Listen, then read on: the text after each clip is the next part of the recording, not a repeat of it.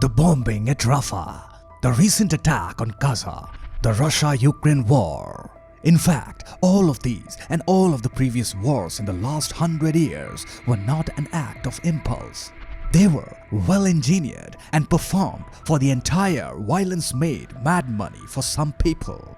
People who are the tycoons of the war business. People who pray for wars and violence around the globe, and people who execute such activities if the world is at peace for long.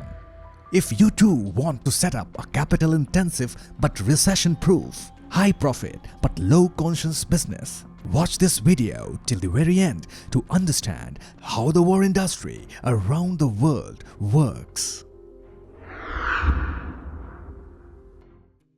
Not long ago, around a decade back, the war in Iraq costed mankind a staggering $2 billion daily.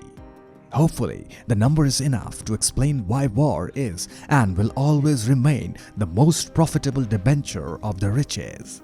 The 2021 Global Economic Value of Peace report has shown that the global economic impact of violence stands at $14.4 trillion. The current conflict of Russia and Ukraine at its peak was wasting over $500 million to $100 billion every day just to fund the war. In the last couple of years, wealth of around $212 billion has been wiped out in the course of the war. In fact, terrorism is also a sub-branch that helps the rich with occasional money spikes. Since the beginning of war in Afghanistan, Pentagon has spent over $14 trillion, and the major stack of cash went into the pockets of the defense contractors. If we look back in time, we would see that the business of war is not something new or a few decades or centuries old, but dates back to thousands of years. It is indeed true that the initial wars were fought to loot the opponent, and the gainer and loser were between the two parties who fought the war. But with time, the face of wars evolved and the gainers and losers also changed. Today, when a war is fought between two parties, they both incur losses at their ends, and the profits from it are withdrawn by the third party, who instigates, initiates, or eventuates the war and makes sure that it continues for the longest period of time possible. The list of beneficiaries who actually profit from the war is pretty long. They are usually the people who are not at either side but support the overall concept of war. There's a popular quote by Daniel Ellsberg: "A failing war is as profitable as a winning one." And it's enough to explain the devilish business of war. From the manufacturers, suppliers, distributors of arms and ammunitions to the logistic partners who deliver these to the battlefields. From inflated price of goods to redirecting most of the government budget to fund the war. From direct to indirect beneficiaries, wars profit a long list of people who are involved in it from the back end.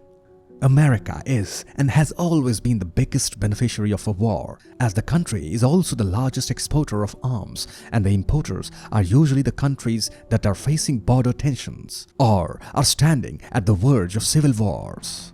Interestingly, America is also the country that has led them to the state of war with its guidance and interference. Currently, a handful of private organizations have also jumped into this river and are funding terrorist organizations and creating border and communal tensions to increase violence. The increase in violence simply means increase in demand for weapons. Weapons need to be transported. The secured logistics is also expensive, and after the war, rebuilding will also cost money. To recover from a war, a country needs funds to operate in normalcy again, which benefits the big finance giants that get a chance to exploit the government policies of the war-torn nations, which causes more tension among civilians. In most cases, this causes the formation of rebellion groups, and then the same weapon suppliers supply weapons to them again. And this cycle goes on in a loop, endlessly, creating unending source of wealth for the riches who are involved in the violence, directly or indirectly. People who are in the business of arms, etc., or who are directly involved in services related to wars are not the only people that make money out of it. The ugly business of war is also responsible for a lot of highs and lows for a lot of other industries. from government to private organizations, all juice out the opportunities to make money. The Israel-Hamas conflict is another such opportunity for the cunning and the rich. A war results in extreme volatility in the global stock markets, real estate sector, tourism of the country, imports, exports, and whatnot. Most importantly, a war causes a shortage in supply of commodities, opening a new way for the commodity dealers to earn extra revenue. During war, the demands must be met at any cost, and everybody is willing to pay a premium even for day-to-day goods. In simpler words, rich will continue to become richer until wars continue, and wars will continue until men prowl the surface of planet Earth. Another point to focus on this matter is the dominance of the West in the war industry. America, United Kingdom, and some other European countries are direct beneficiaries of the wars that happen around the globe. In fact, the top corporations are also based out of these Western war giants. Companies like BAE Systems, Boeing, General Dynamics, Lockheed Martin, United Technologies, and Thales are to name some of them. BAE Systems is a UK-based corporation and is the world's fourth biggest defense contractor. 24% of its entire revenue comes from war supplies. Boeing is a well-known name in the aviation industry, but alongside, Boeing is also a direct war profiteer as defense contracts accounted for 29% of its total revenue in 2022 and before. General Dynamics have played a major role in the wars in the mid-1950s as their portfolio comprised of vast armament range along with missiles, submarines, and even rockets. Lockheed Martin is currently the biggest name in the war industry, and their annual sales are over $50 billion today, which is much more than the federal budget of many agencies. Almost 80% of their entire business is dependent on wars. Wars are not always fought to create demand for mercenaries, weapons, and everything else. Sometimes, wars are fought for traditional reasons of acquisition and loot. It can be anything: loot of wealth, minerals, or America's most favorite, crude oil.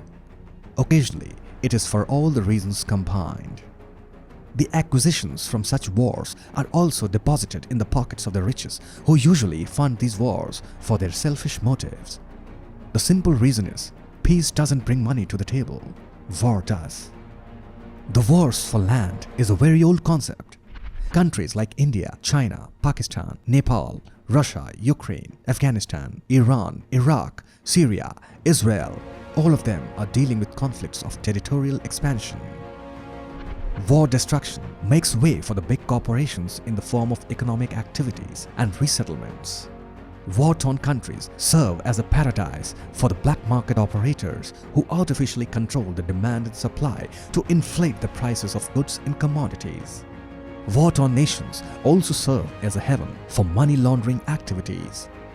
The war profiteers often allot their officers in the form of army and claim to protect the peace of the place, but in reality, they are there at the war-torn locations to make sure the people, the society, the government must not recover from the damages, as it can hamper their business.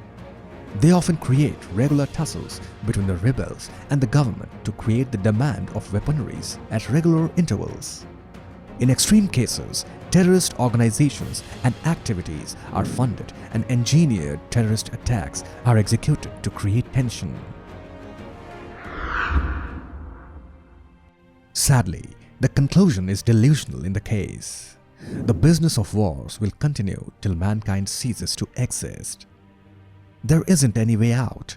The wars will never stop, as the power magnates who are sitting at the top of the high table will never let the war stop. After all, who would want to shut down their business just for the sake of peace? What if it kills thousands of people and traumatizes the population for generations? What if it takes countries back by decades? What if families shatter, and what if the world grieves? The truth is, it makes money, and it makes a lot of money. In the end, this is what matters for the high table magnates who control the world and the people. The lust for power, control, dominance will continue to fund wars to keep their pockets full, even at the cost of social collapses.